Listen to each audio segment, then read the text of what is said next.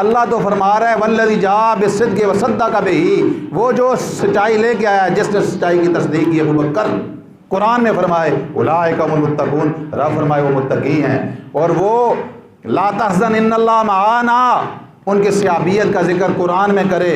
और एक उम्मती हो के कलमा पढ़ के वो कहे उन्होंने ये किया, उन्होंने वो किया, उन्होंने हुजूर पाक का माल कहा। आप बताएं, जिसने बैतुल माल की उठनी भी वापस कर दी हो, जिसने बैतुल माल की रस्सी भी वापस कर दी हो, जिसने बैतुल माल का प्याला भी वापस कर दिया हो, वो हुजूर की बेटी का माल खाए।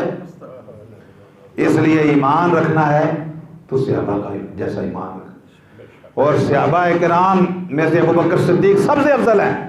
जब भी हुजूर पाक ने इरशाद फरमाया मैंने कोई बात की तो अबू बकर ने बगैर हीलो हुज्जत के मान लिया। हुजूर पाक ने फरमाया बिलाल को आज़ाद करना है, तो अबू बकर सिद्दीक चले गए।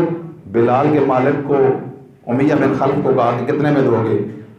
तो उसने कहा जी ये तो अनपढ़ बंदा है, इसको किधर खरीदने आ गए, बड़े बहुत बड़े ताजर कुछ सौदा करने, उनका सौदा नहीं करने आया, खरीदने आया।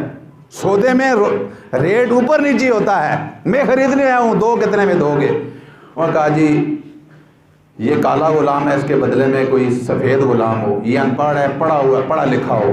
तो अबू बकर सिद्दीक ने कहा मेरा एक मुंशी है, मेरा गुलाम है, पढ़ा लिखा भी है, खूबसूरत भी है, काला नहीं है, सफ़ेद कलर का है, वो ले लो।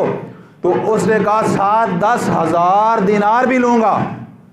तो अबू बकर सिद्दीक ने कहा वो भी ले लो। वो हैरान हुआ, मियाँ बिन खल्फ तेरा दिमाग काम करता है? 10,000 अनपढ़ काला गुलाम जिसके अंदर कोई क्वालिटी नहीं है सिवाय ऊँट चराने के, और साथ में एक मुंशी टाइप का गुलाम दे रहा है, तेरा दिमाग काम? उसका दिमाग तो काम करता है, लेकिन जिसका हुक्म है उसके हुक्म के ऊपर मेरी जान भी कुर्बान। और जब हज़रत बिलाल आज़ाद हुए, आज़ाद होने के बाद अबू बकर सिद्दीक को पूछा कि कौन सी खूबी मेरे अंदर देखी है जिसकी वजह से आपने मुझे आज़ाद करवाया, इतने पैसे इतना गुलाम बदले में दिया है? उन्होंने कहा मुझे तो कोई खूबी नहीं पता, एक ही खूबी है तेरे ऊपर मुस्तफ़ा की निगाह।